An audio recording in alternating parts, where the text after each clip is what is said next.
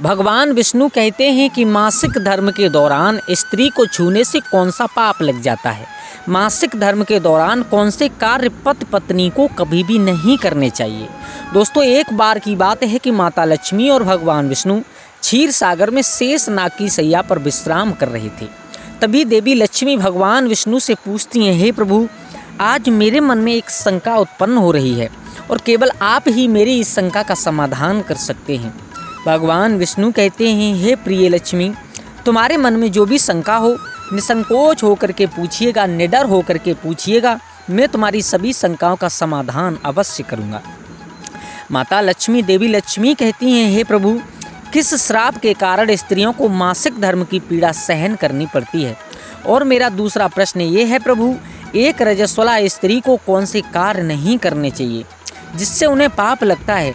भगवान विष्णु कहते हैं, हे देवी लक्ष्मी, आज तुमने मानव जाति के कल्याण के लिए बहुत ही उत्तम, बहुत ही सुंदर प्रश्न किया है। तुम्हारे इन सभी प्रश्नों का उत्तर देव शर्मा की इस प्राचीन कथा से प्राप्त हो जाएगा। इस महान कथा का श्रवण करने मात्र से ही समस्त पापों का नाश होता है। जो भी पति पत्नी इस कथा को ध्यानपूर्वक सुनते हैं उन्हें सौभाग्य की प्राप्ति हुआ करती है। इसलिए हे देवी लक्ष्मी, आप भी इस कथा को ध्यानपूर्वक सुनिएगा।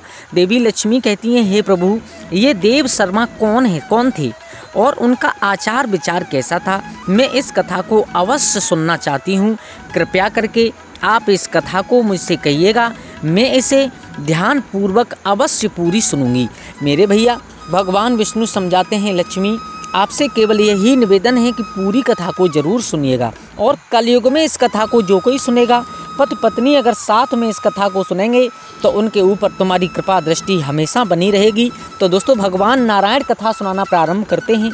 उससे पहले आपसे एक निवेदन है, अगर आप गजब ज्ञान यूट्यूब चैनल पर नए दर्शक मेहमान बंधु बनकर के आए हैं तो प्लीज़ इस चैनल को सब्सक्राइब करें और हो सके तो कमेंट बॉक्स में जय माँ लक्ष्मी ज़रूर लिखें। माँ लक्ष्मी से प्रार्थना करूंगा कि माँ लक्ष्मी, जो कोई कमेंट बॉक्स में जय माँ लक्ष्मी लिखे, वीडियो को लाइक करे, चैनल को सब्सक्राइब करे, उनके और उनके परिवार के ऊपर आपकी कृपा दृष्टि बनी रहे। भगवान विष्णु कहते हैं, हे देवी, पूर्व काल की बात है, मध्य देश में एक अत्यंत शोभायमान नगरी थी। उस नगरी में देव शर्मा नाम के ब्राह्मण रहा करते थे। देव शर्मा को समस्त शास्त्रों और वेदों का ज्ञान था। वह परम बुद्धिमान, गुणवान तथा धर्म कार्य में तत्पर रहते थे। सभी वर्गों के लोग उन्हें बड़ा सम्मान देते थे। वे प्रतिदिन यज्ञ, दान, धर्म तथा संध्या उपासना किया करते थे। वे पशु, पुत्र, बंधु बांधव तथा धन संपत्ति से संपन्न थे। देव शर्मा की पत्नी का नाम भगना था। वह भी अत्यंत चरित्रवान, गुणवान तथा पतिव्रता धर्म का पालन करने वाली स्त्री थी। फिर एक दिन देव शर्मा ने अपने घर पर सत्यनारायण श्री हरि भगवान विष्णु की पूजा रखी और सभी ब्राह्मणों को स्वयं जाकर के निमंत्रण दिया। नगर में निवास करने वाले समस्त मनुष्यों को उसने पूजा के लिए तथा भोजन के लिए बुलाया। फिर पूजा के दिन समस्त ब्राह्मण उसके घर पधारे। देव शर्मा ने सभी ब्राह्मणों का विधिपूर्वक पूजन किया और उनका आदर सत्कार किया। फिर उसने सभी ब्राह्मणों को घर के अंदर बुलाया और सुंदर आसन देकर उन्हें बिठाकर मिष्टान भोजन कराया। ब्राह्मणों को भोजन कराने के बाद उसने भगवान का स्मरण करते हुए सभी को वस्त्र आदि का दान करके विदा किया है। वे सभी ब्राह्मण देव शर्मा को आशीर्वाद दे करके और वहाँ से चले जाते हैं। वहाँ से जब ब्राह्मण देवता चले गए, उसके बाद उसने अपने परिवार, बंधु बांधव तथा अनेक दीन और भूखे लोगों को भोजन कराया। इस प्रकार वे सभी को भोजन करा करके और पूजा संपन्न करके जब वह ब्राह्मण अपने घर के द्वार के सामने खड़ा था, तब उसने देखा कि उसके घर के सामने एक कुतिया और बैल बात कर रहे थे। उस ब्राह्मण ने उस कुतिया और बैल की पूरी बात सुनी तो उसे बड़ा आश्चर्य हुआ। वह कुतिया और बैल उसके माता पिता ही थे, जो पिछले जन्म के पाप के कारण इस जन्म में कुतिया और बैल बन गए थे। मेरे भैया, तब वह ब्राह्मण मन ही मन सोचने लगा, ये दोनों तो साक्षात मेरे माता पिता ही हैं, जो मेरे घर पर पशु बन करके आए हैं। भगवान नारायण कहते हैं, लक्ष्मी, वो ब्राह्मण सोच रहा है किस कारण से इन दोनों प्राणियों का शरीर प्राप्त हुआ और अब इनके उद्धार के लिए मैं क्या कर सकता हूँ, क्या करूँ जो मेरे माँ बाप को ये योनि मिली है इससे इन्हें उद्धार मिल जाए। इस प्रकार विचार करते हुए उस ब्राह्मण को रात भर नींद नहीं आई और वह रात भर भगवान का स्मरण करते हुए सोच विचार करने लगा। उसने सोचा मेरे माता पिता की मुक्ति का उपाय केवल मुनि जो महात्मा वशिष्ठ जी ही बता सकते हैं। इसलिए सुबह होते ही देव शर्मा स्नान आदि कार्य संपन्न करके महात्मा वशिष्ठ जी के आश्रम पर पहुंच गए। आश्रम पर आते ही मुनि वशिष्ठ महात्मा ने देव शर्मा का स्वागत सत्कार किया। वशिष्ठ जी कहने लगे, हे ब्राह्मण श्रेष्ठ, आज किस कारण से आप हमारे आश्रम में आगमन हुआ है? आप दुखी दिखाई पड़ते हो, आपके दुख का क्या कारण है, बताओ। भगवान नारायण समझाते हैं, हे लक्ष्मी, अब ध्यान लगा करके सुनिएगा। जब वशिष्ठ महात्मा ने पूछा तो देव शर्मा कहते हैं, हे मुनिवर, आपको प्रणाम।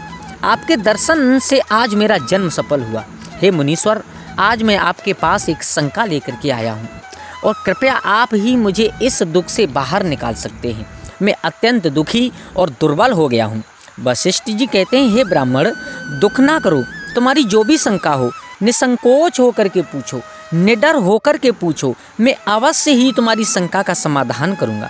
फिर देव शर्मा कहते हैं, हे मुनिवर, कल मैंने अपने घर पर भगवान विष्णु का पूजन किया तथा अनेक ब्राह्मणों को और भूखे लोगों को भोजन कराया था, विधि पूर्वक भगवान का पूजन किया था। फिर मेरे द्वार पर जब मैं शाम को अपने द्वार पर निकल कर के खड़ा था तो मैंने अपने देखा एक मेरे द्वार पर एक कुतिया और एक बैल आ गई और दोनों मेरे घर के सामने खड़े होकर बात कर रहे थे। सबसे पहले कुतिया उस बैल से इस प्रकार से कहने लगी, हे स्वामी, आज जो घटना घटी उसे सुनिए। हमारे पुत्र के घर में ब्राह्मणों के भोजन के लिए जो दूध रखा था, एक सांप ने उस दूध वाले बर्तन में अपना विष उगल दिया था, जिसे देखकर के मुझे बड़ी चिंता होने लगी। उसी दूध से भोजन बनाने वाला था मेरा बेटा। अगर सभी लोग उस दूध को पी लेते तो उन सभी की मृत्यु हो जाती। इसलिए मैंने क्या किया है, वो कुतिया बता रही है उस बैल को, इसलिए मैंने उस बर्तन में से सारा का सारा दूध पी लिया। और जब बेटा की बहू को, यानी जब बहू की दृष्टि मुझ पर पड़ी तो उसने मुझे बहुत पीटा, जिससे मेरा अंग भंग हो गया। मुझे बहुत पीड़ा हो रही है, इसी कारण से मैं लड़खड़ाते हुए चल रही हूँ। मुझे यह पीड़ा सहन नहीं हो रही है। कुतिया की बात सुनकर के वह बैल बहुत दुखी हुआ और वह खुद का वृत्तांत सुनाने लगा, हे प्रिय, अब तुम्हारा जो दुख है, अब मैं तुम्हें अपने दुख के कारण बताता हूँ। मैं पूर्व जन्म में इस ब्राह्मण का, यानी इसी जो ब्राह्मण है इसका पिता था। आज इस ब्राह्मण ने सभी लोगों को भोजन कराया है, किंतु इसने मेरे सामने घास तक नहीं डाली और ना ही मुझे जल पिलाया। इसी कारण से मैं बहुत दुखी हो गया हूँ। फिर देव शर्मा कहने लगे, इस प्रकार से अपने माता पिता को कुतिया और बैल के रूप में ऐसा बोलते हुए देखकर के मुझे बड़ा दुख हो रहा है। मुझे रात भर नींद नहीं आई है, हर क्षण मुझे चिंता सता रही है। मैंने कभी कोई पाप नहीं किया है, हमेशा धर्म के कार्य के लिए रहता हूँ, फिर भी मेरे माता पिता को ऐसे कष्ट झेलने पड़ रहे हैं। इसी कारण से आज मैं आपके पास आया हूँ। हे मुनिवर, कृपया आप अपनी योग शक्ति से पता करके मुझे बताइएगा कि किस कारण से मेरे माता पिता की ऐसी दुर्दशा हुई है और उनकी मुक्ति के लिए मुझे कौन सा कर्म करना चाहिए, मुझे कौन सा काम करना चाहिए।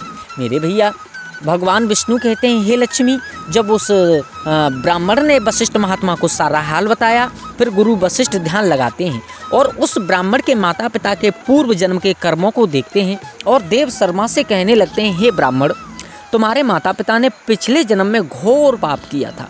क्या? बोले हाँ, घोर पाप किया था और उसी पाप के कारण आज उनकी ऐसी दुर्दशा हुई है। देव शर्मा कहता है, हे गुरुदेव, किस पाप के कारण मेरे माता पिता की ऐसी दुर्दशा हुई, कृपया विस्तार से समझाइए, मैं जानना चाहता हूँ। फिर वशिष्ठ महात्मा कहते हैं, ऋषि वशिष्ठ कहते हैं, ये बैल जो हैं वो तुम्हारे पिता हैं। ये पिछले जन्म में कुंडी नगर के श्रेष्ठ ब्राह्मण थे। इन्होंने एक दिन एकादशी का व्रत करके भोजन किया था। एकादशी के व्रत के दिन इसने दान धर्म भी नहीं किया। इसने द्वार पर आई गायों को कभी भोजन नहीं खिलाया। इसने अपने पितरों का श्राद्ध भी विधि पूर्वक नहीं किया। तुम्हारे पिता ने पिछले जन्म में मासिक धर्म के दौरान ही तुम्हारी माता के साथ संबंध बनाया था और इसी पाप के कारण इसे इस जन्म में बैल का रूप प्राप्त हुआ है। अब तुम्हारी माता के बारे में सुनो। वो वशिष्ठ महात्मा समझाते हैं, ब्राह्मण देवता, अब अपनी माँ के बारे में सुनिएगा। तुम्हारी माता ने रजस्वला होते हुए भी, यानी मासिक धर्म में होते हुए भी भोजन बनाया था। मासिक धर्म के दौरान ही इसने भगवान की पूजा की और तुलसी को जल चढ़ाया। रजस्वला होते हुए भी इसने भगवान को भोग लगाया, इसी कारण से इसे महापाप लगा है। मासिक धर्म के दौरान स्त्री 3 दिनों के लिए अपवित्र हो जाती है। मासिक धर्म के दौरान स्त्री को पूजा पाठ नहीं करना चाहिए। स्त्री को इन 3 दिनों में अपने बाल भी नहीं धोने चाहिए, इससे पति की आयु कम होती है।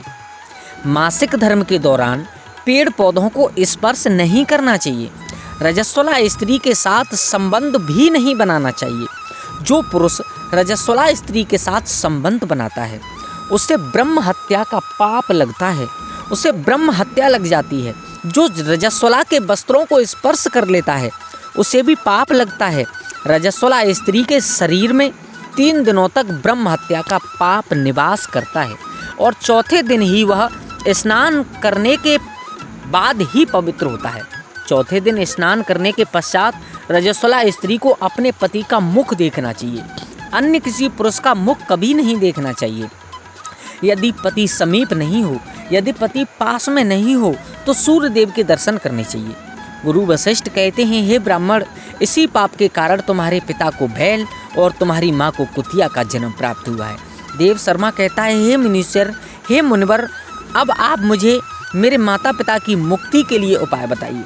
वशिष्ठ जी कहते हैं, हे ब्राह्मण, तुम किसी भी अमावस्या के दिन अपने माता पिता, अपने माँ बाप की मुक्ति के लिए श्राद्ध तथा तर्पण करो और दान धर्म करो, गाय की सेवा करो और गौमाता को मिष्टान खिलाओ और अपने माता पिता की मुक्ति के लिए भगवान से प्रार्थना करो। फिर ब्राह्मण वही करता है और फिर उसके माता पिता को समस्त पापों से मुक्ति मिलती है। भगवान विष्णु कहते हैं, लक्ष्मी, हे देवी, मैंने तुम्हें रजस्वला स्त्री को कौन से कार्य नहीं करने चाहिए इस विषय में बताया है। अब मैं तुम्हें बताता हूँ कि किस कारण से स्त्री को मासिक धर्म की पीड़ा से गुजरना पड़ता है। स्त्री को मासिक धर्म से गुजरना पड़ता है। ये सतयुग की में एक कालनेम नाम की प्रसिद्ध दानव हुआ था। दानव होने के कारण उसका स्वभाव उग्र था और वे हमेशा ही युद्ध करने के लिए तत्पर रहते थे। फिर एक दिन सभी दानव वृत्रासुर के साथ मिलकर स्वर्ग लोक पर चढ़ाई करने लगे। उन असुरों के पास भयंकर शक्तिशाली अस्त्र थे जिसका देवता सामना ना कर सकें और भागकर ब्रह्मदेव के पास चले गए। फिर ब्रह्मदेव ने उन्हें असुरों को परास्त करने के लिए उपाय बताते हुए कहा था, हे इंद्रदेव, अगर तुम्हें वृत्रासुर को हराना है तो एक बात ध्यान लगा करके सुनिए। तुम इसी क्षण महात्मा दधीचि के पास में चले जाओ। वे उनके शरीर की हड्डियों से तुम्हें अस्त्र शस्त्र प्रदान करेंगे। उन्हीं अस्त्रों का प्रयोग करके तुम वृत्रासुर का वध कर सकोगे। फिर सभी देवता महात्मा दधीच के आश्रम पर जाते हैं और उन्हें प्रणाम करके अस्त्र प्रदान करने की विनती करते हैं।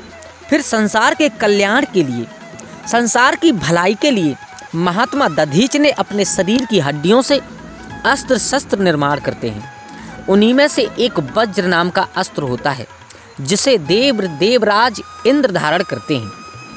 फिर सभी देवतागण वृत्रासुर के साथ युद्ध करने के लिए निकल जाते हैं। देवताओं और दानवों के बीच भयंकर युद्ध होता है। इतनी भयंकर लड़ाई होती है, बहुत भयंकर युद्ध होता है। सभी देवता आकाश में दानवों से युद्ध के लिए एकत्रित हो जाते हैं और प्रहार करने लगते हैं। अग्निदेव अग्नि से प्रहार दैत्यों के साथ करने लगते हैं। अग्नि के प्रभाव से दैत्यों के अंग अंग जलने लगता है। फिर वरुण देव जल की वर्षा से दैत्यों को डुबो देते हैं, जिससे दैत्य त्राहिमाम करने लगते हैं। अनेक दिनों तक इस प्रकार से दैत्यों और देवताओं के बीच भीषण युद्ध चलने लगता है।